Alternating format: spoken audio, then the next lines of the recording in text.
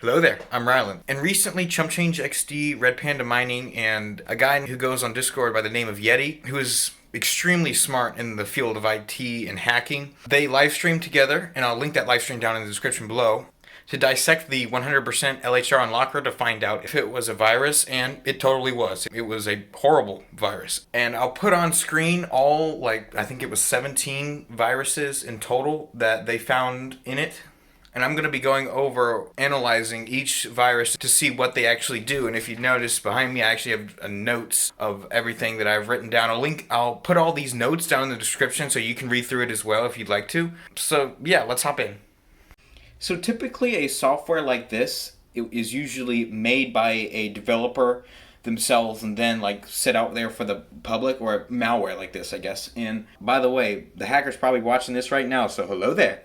And anyway, he probably grabbed it off of somewhere else. It is unlikely that he made it himself. It all comes as one big package, and he probably only wanted, I don't know, 2, 3, 4 things out of that package. That might have been a package of 10, although it's unlikely.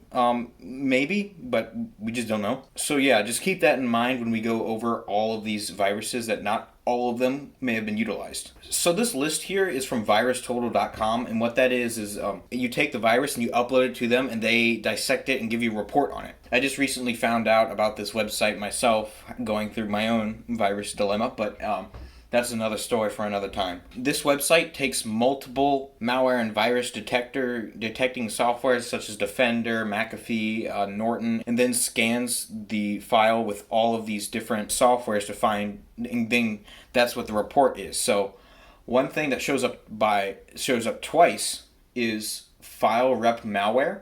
It is commonly associated with KMSPIBO. I think I got that right. But anyway, this is more software than malware. What it does is that it removes the activate Windows watermark from your computer, which to be included in this is very strange. So I think we can rule out that this is what it is. It's just what this report is commonly associated with this. We're going to have to label this unknown, although it could be what I was saying, but that would be pretty odd. So the second one right here, some of these have weird names, so I'm just going to put them on the screen right here.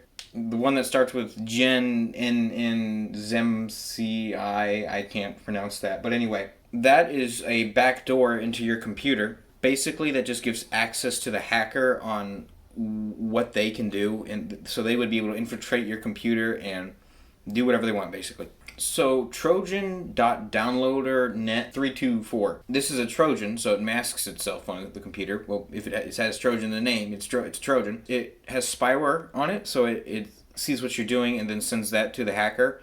And on top of that, it evades itself from Windows Defender, so that's why if you do a scan with Windows Defender, it may not pick it up. Also, it sounds like it is also ransomware, but I'm not entirely sure about that. So Trojan.spy, it is what it sounds like. It's a Trojan with spyware on it. Trojan.malware.3000983.susgen. That's sus.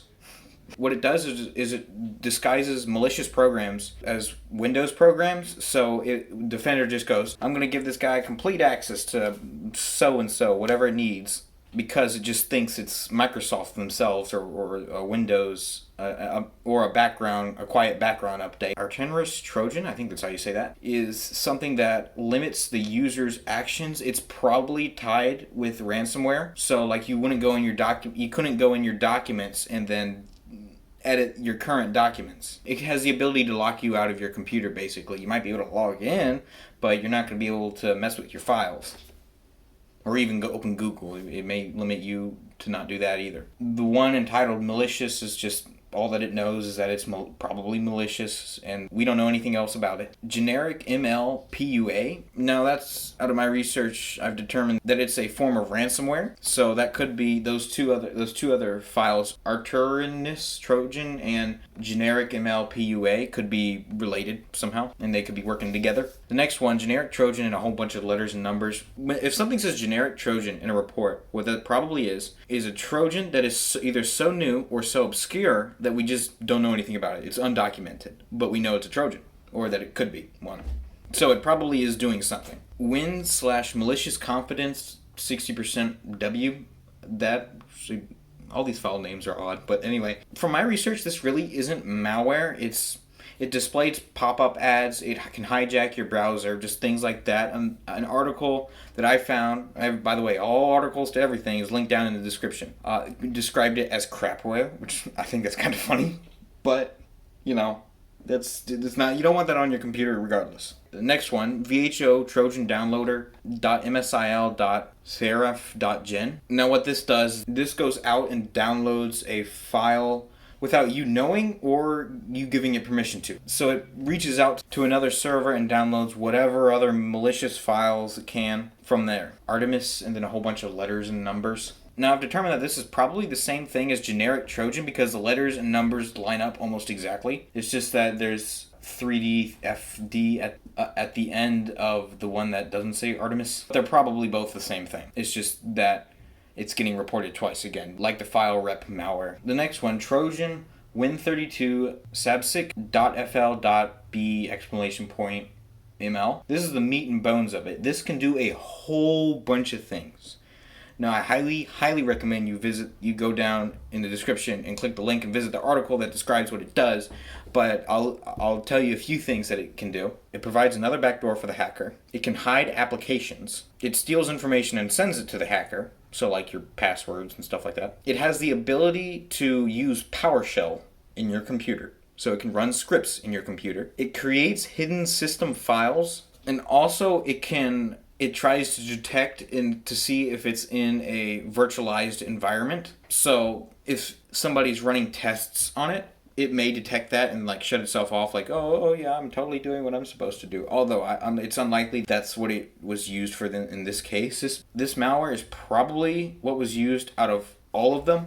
This one would be the one that they utilized the most probably. The next one, Static AI Suspicious PE. Now, out of my research, that's actually a malware detector, which is that's a bit odd. But what it does is it can look through executable files without actually executing them. So that's probably being utilized not as a malware detector, but as something else. And finally, ml.attribute.highconfidence. I wasn't able to figure out too much about it, but it is a Trojan, and it's likely linked to user and application data, and it might be able to modify that. Well, I don't know, but that's all I was able to find out about it. So yeah, that was everything in the list that Virus Total showed up in the report that Yeti, ChumpchangeXD, and Red Panda live streamed all together, and they submitted that report. And yeah, so that's everything. That's everything on there. So thanks for watching. If you enjoyed this video, please like and subscribe. Stay safe. Do not download this unless you're doing what Yeti was doing in a virtualized environment in a server across the world. Yeah, bye.